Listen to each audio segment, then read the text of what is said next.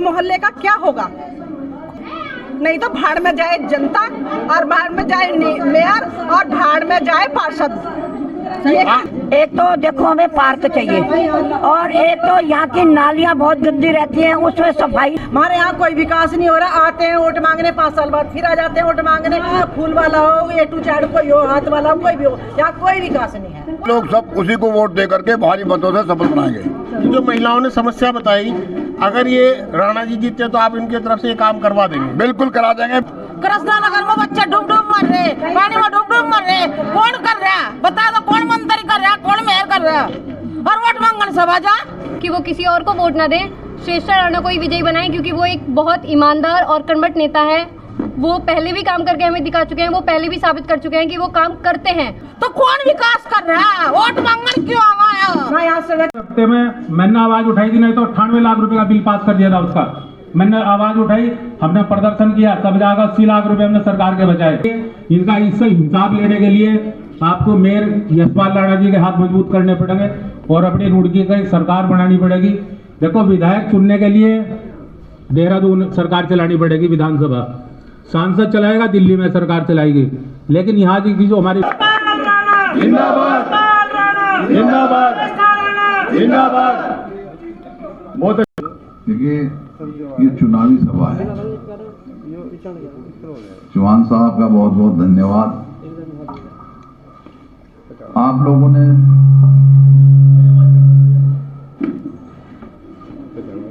पिछला बोर्ड भी देखा और उससे पिछला बोर्ड भी, 2013 से 2018 तक।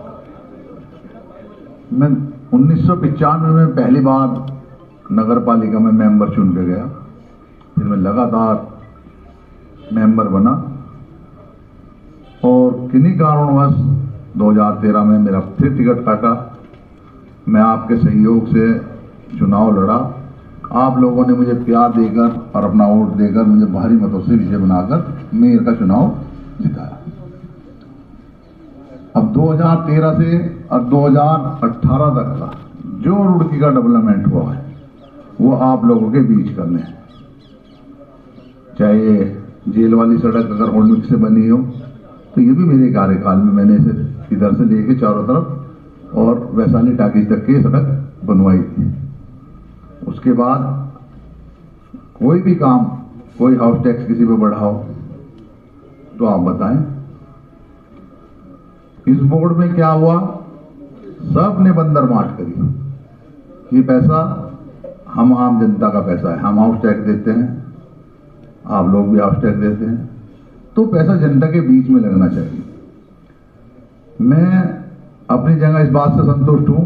देखिए, जब इंसान कुर्सी पर रहेगा तो बहुत आदमी कहेंगे मेयर साहब ठीक है, बढ़िया आदमी है, और जब कुर्सी से उतर जाएगा कहेंगे अरे बहुत भ्रष्ट आदमी था, इसने तो बहुत घोटाले करे। तो मैं 5 साल आपके बीच कुर्सी से मैं नहीं रहा, परंतु ऊपर वाले का मेरे पे शुक्रिया है। ना मैंने किसी ठेकेदार से कमीशन ली और ना मैंने वहां कोई भ्रष्टाचार किया।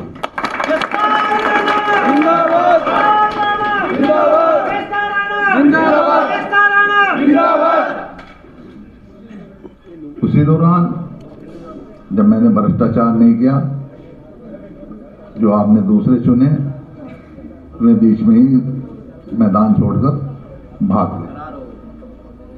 क्योंकि अब ये लेडीज सीट है, 33% आरक्षण आप लोगों का मातृशक्ति का है, तो उस हिसाब से जब लेडीज सीट हुई, मेरी घरवाली भी मेरे साथ पार्षद रही है। जब मैं मेयर था तो मैंने दोनों चुनाव लड़े थे, दोनों जीता। मैंने पार्षद से इस्तीफा दिया और बोर्ड चलाने का अनुभव उन्हें भी है, मेरे से शायद ज्यादा ही है।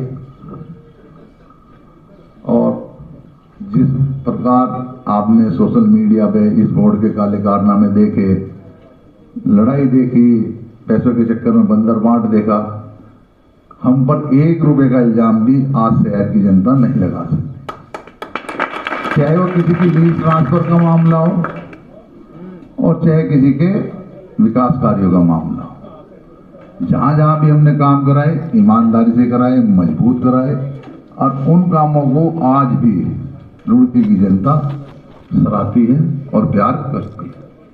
ये चुनाव पार्टी का चुनाव नहीं है, ये चुनाव आम जनता का। और रुड़की में आप किस व्यक्ति को समय पहले पकड़ के अपना काम करा सकते हैं, ये चुनाव उनका है। अब आप इससे न सरकार बनेगी और न सरकार गिरेगी। पार्टी बेसिस पे नगर निगम के चुनाव नहीं होने चाहिए। सही बात तो यह है, जो आपके बिल्कुल नजदीक हो आप उसको चुनते हैं, आप उसके पास जाके अप्रोच करते हैं, भाई मेरी तो नाली आज मेरा चैनल टूट गया, मेरे यहाँ मोहल्ले की सड़क खराब हो गई, या मेरे यहाँ आज पानी भरने की समस्या है, तो आप किसे पकड़ेंगे? जो आपके बिल्कुल नजदीक होगा। और मैं आप लोगों से वादा करता हूँ, मैं यहाँ लगभग 70-80% आदमी को तो जानता ही, और मेरा भाई चौहान यहाँ रह रहा है। देखिए, अगर मैं भी कहीं ना मिलूं तो आप चौहान साहब को कहें, महेश्वर जी को कहें, हर व्यक्ति एक दूसरे के संबंध में है। आपका काम ना हो, आपकी सड़क ना बने, आपका चैनल ना लगे, तो आप हमें पकड़ सकते हैं। आपके मोहल्ले में सफाई व्यवस्था ना हो,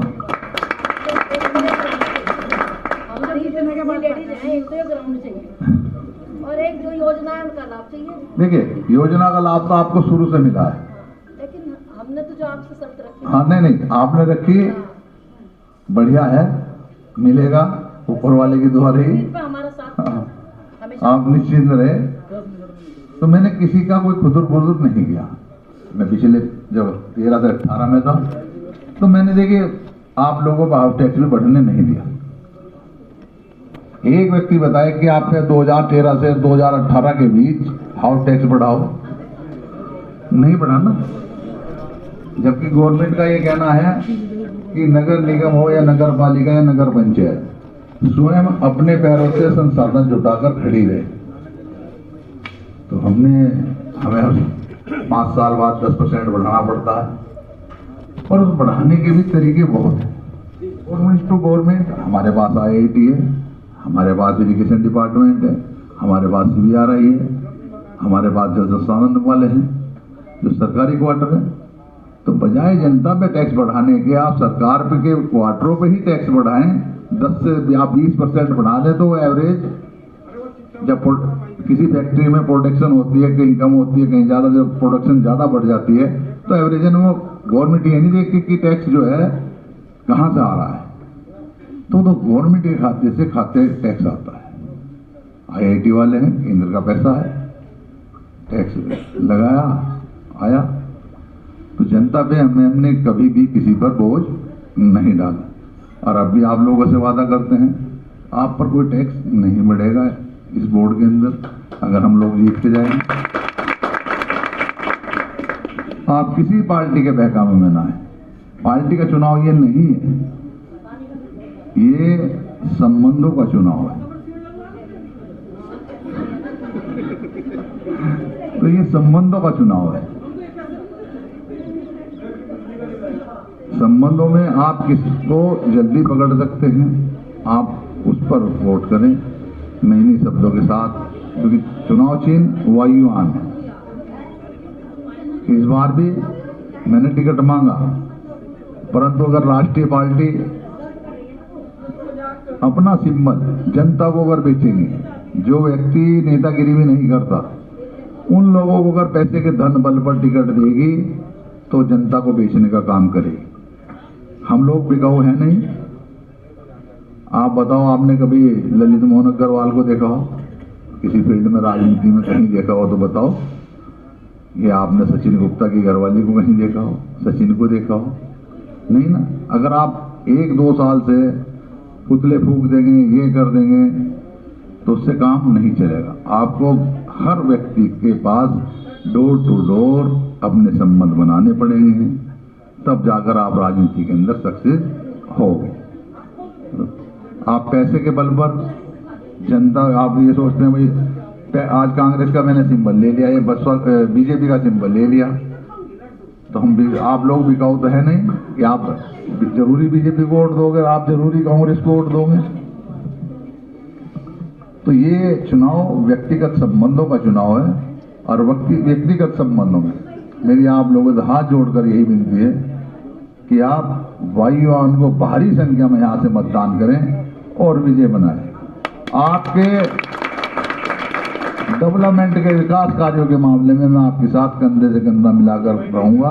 आपको किसी भी प्रकार की कोई शिकायतबाजी का मौका नहीं दूंगा। जैसा 2013 से और 2018 तक निगम भ्रष्टाचार से मुक्त रहा है, ऐसे ही आप ये समझ लेना आप जिताएंगे तो 2025 से 2030 तक के नगर निगम भ्रष्टाचार से मुक्त रहेगा। आपका पैसा आपके द्वार, आपके नाली सड़कों पर कामयाब होगा। धन्यवाद। जय हिंद, जय भारत।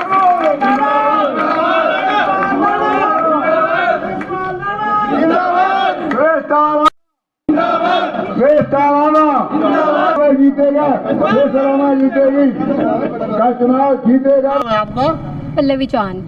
पल्लवी जी, पहले बताएं कि आपकी समस्याएं हैं यहाँ पर। अब राणा जी की सभा हुई थी, सारे लोग बहुत गुस्से में हैं और कह रहे हैं कि बहुत सारी समस्याएं हैं। तो क्या कहते हैं कि आपकी यहाँ पर क्या क्या समस्या, बच्चों की दृष्टि से क्या है, युवाओं की दृष्टि से क्या है?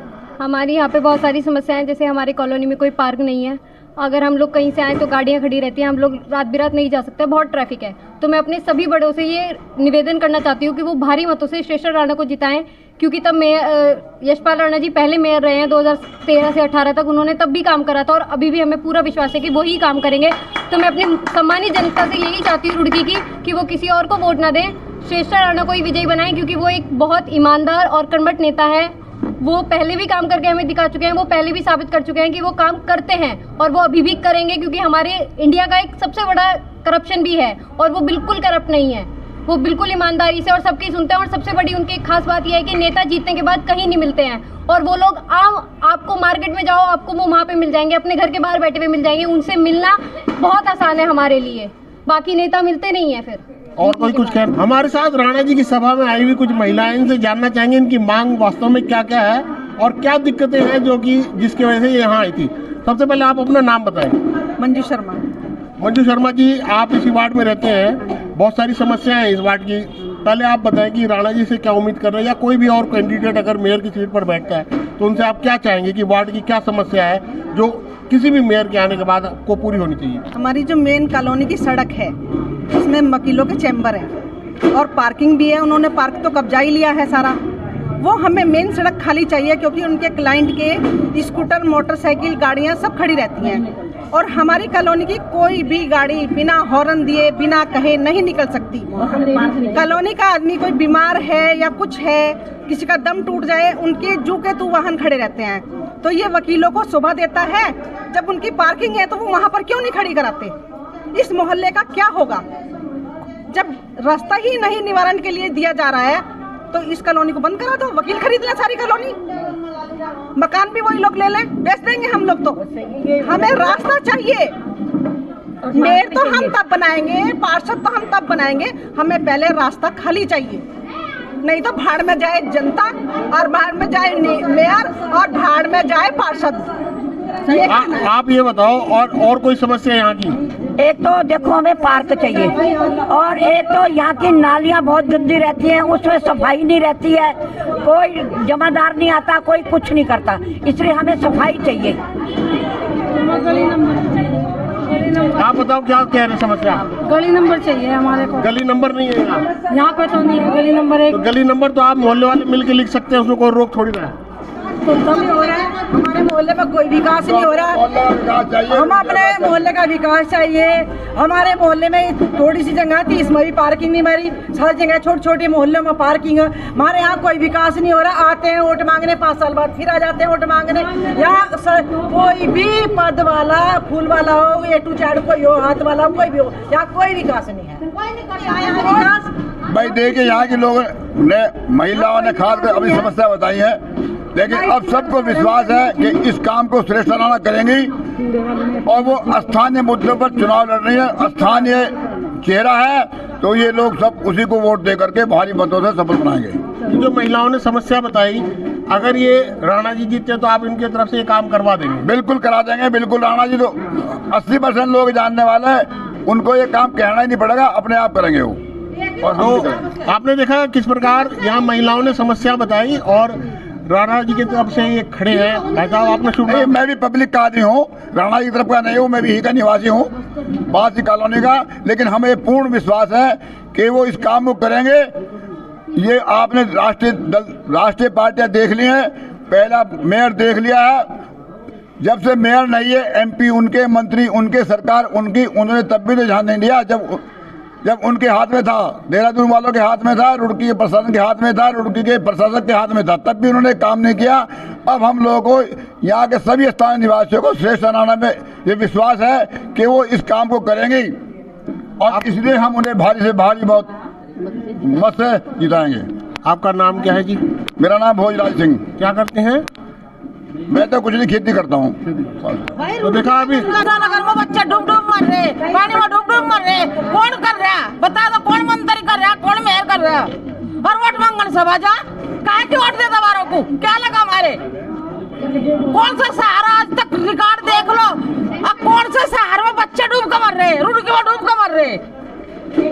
एक कई बाल 12 साल बच्ची हुई और 1.5 साल के पानी में डूब कर मर गई, तब न अखबार में छपी बेटा। तो कौन विकास कर रहा है? वोट मांगने क्यों आया? यहाँ सड़क व्यवस्था, सड़क बना। चलिए, ये इनकी जो समस्याएं हैं, इनका जो गुस्सा है जायज है, जनता है, इनको बोलने का पूरा हक है। हम चाहेंगे कोई भी कैंडिडेट जीते, इनकी समस्याओं को सुने और इनका निराकरण करें।